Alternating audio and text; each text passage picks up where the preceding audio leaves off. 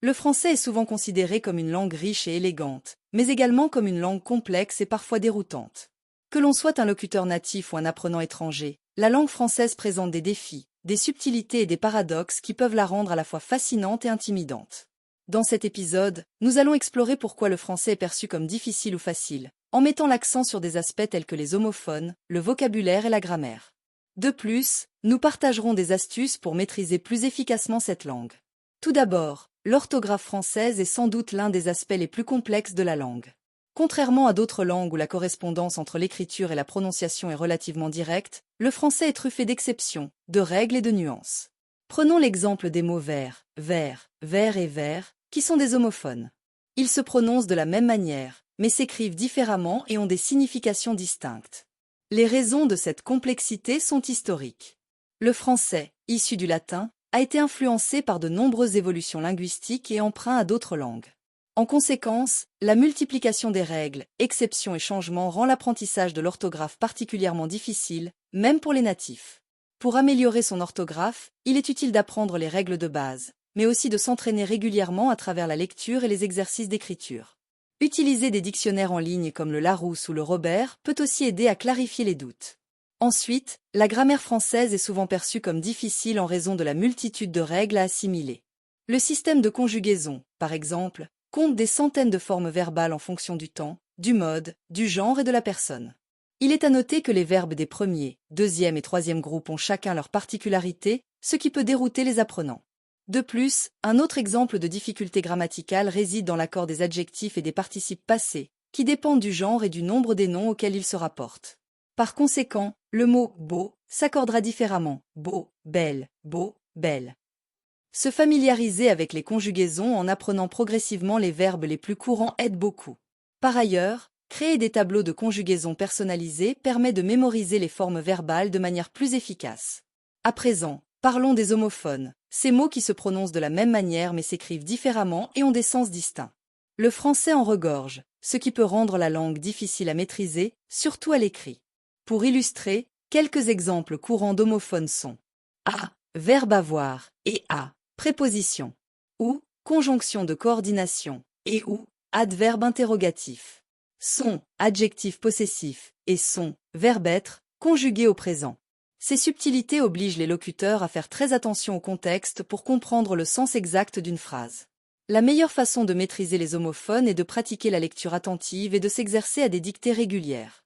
De plus, tenir un carnet des homophones fréquemment rencontrés, avec des phrases d'exemple, peut aider à bien les différencier. Maintenant, intéressons-nous à la richesse lexicale du français. La langue française est réputée pour son vocabulaire extrêmement riche. Avec des centaines de milliers de mots, le français permet de décrire avec précision des situations, des sentiments et des concepts variés. Cependant, cette richesse peut également représenter un défi pour les apprenants. Il est à noter que des mots qui se ressemblent peuvent avoir des significations différentes, et beaucoup de synonymes ont des nuances subtiles qui exigent une certaine maîtrise pour être utilisés correctement. Pour enrichir son vocabulaire, il est conseillé de lire régulièrement des livres, des journaux ou des articles en français. En outre, noter les nouveaux mots rencontrés et les utiliser dans ses propres phrases est une technique efficace. De surcroît, les faux amis constituent un obstacle majeur pour les non-natifs. Ces mots, qui ressemblent à des mots d'une autre langue mais ont des significations différentes, peuvent causer des malentendus. Par exemple, actuellement en français signifie en ce moment, alors qu'en anglais, actually signifie en fait. Demander signifie poser une question, tandis qu'en anglais, tout demande signifie exiger. Se familiariser avec les faux amis les plus courants peut éviter des erreurs de compréhension et d'expression. Pour cela, la création de listes de faux amis avec des exemples concrets est une méthode d'apprentissage efficace. Malgré ces difficultés apparentes, le français présente également des aspects qui le rendent relativement accessible, surtout pour les personnes parlant déjà une langue latine. Tout d'abord, la structure des phrases françaises suit généralement un ordre sujet-verbe-complément, similaire à de nombreuses autres langues.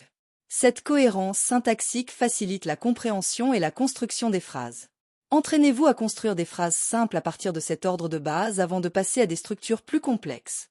Ensuite, bien que l'orthographe puisse être difficile, la prononciation du français suit souvent des règles relativement régulières. Une fois qu'on a appris les sons de base, il devient plus facile de les appliquer à de nouveaux mots.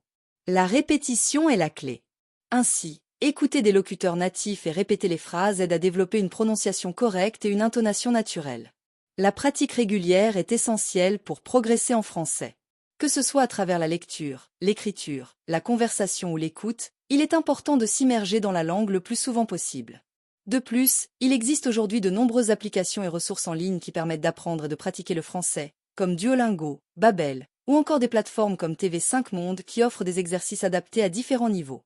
Par ailleurs, regarder des films, écouter de la musique ou lire des livres en français permet de s'imprégner de la langue de manière ludique et naturelle. Enfin, les échanges linguistiques avec des locuteurs natifs sont l'un des meilleurs moyens d'améliorer ses compétences en français. Cela permet non seulement de pratiquer la langue, mais aussi de découvrir la culture française et de mieux comprendre ses subtilités. En résumé, le français est une langue riche et nuancée, qui peut sembler difficile en raison de son orthographe, de sa grammaire complexe et de son vocabulaire étendu. Cependant, avec de la pratique, de la persévérance et les bonnes stratégies, il est tout à fait possible de maîtriser la langue de Molière. Il est important de noter que les difficultés du français sont également ce qui fait sa beauté et son intérêt, car elles offrent un défi intellectuel qui stimule et enrichit l'esprit. Apprendre le français, c'est s'ouvrir à une culture vaste et diversifiée, à une littérature d'une richesse incomparable, et à un moyen de communication partagé par des millions de personnes à travers le monde. Alors, le français est-il facile? Peut-être pas, mais il est certainement passionnant à apprendre.